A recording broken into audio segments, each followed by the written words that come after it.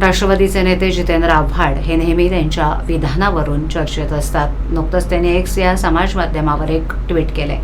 यामध्ये त्यांनी राज्याचे उपमुख्यमंत्री एकनाथ शिंदे यांचे आभार मानलेत. आव्हाड यांच्या ट्विटनंतर समाज माध्यमावर सध्या चर्चा सुरू आहे. ठाणे शहरातील घोडबंदर येथील मुल्लाबाग भागात ठाणे बोरोली बोगद्याच्या निर्माणाचं काम सुरू आहे. या कामामुळे होणारं प्रदूषण आणि इतर समस्यांविषयी नागरिक त्रस्त आहेत. मंगळवारी उपमुख्यमंत्री एकनाथ शिंदे यांची तेथील रहिवाशांनी भेट घेतली. त्यावेळेला MMRDAचे अधिकारी उपस्थित होते.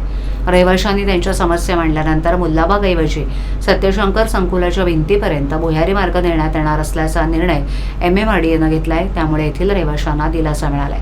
या निर्णयानंतर आव्हाड यांनी समाज माध्यमावर एक ट्विट केले. ट्विटमध्ये त्यांनी म्हटलंय की ठाणे बोरोली बोगद्याला जोडणाऱ्या रस्त्याच्या संदर्भात रविवारी मुल्लाबाग परिसरातील नागरिकांनी मला चर्चा करण्यासाठी बोलावलं होतं.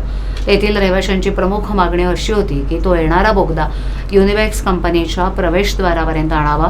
पण माझे म्हणणं असं आहे की हा बोगदा थेट घोडबंदर रोडपर्यंत घेऊन जावा, जेणेकरून परिसरातील रहिवासी संकुलांना कोणताही त्रास होणार नाही.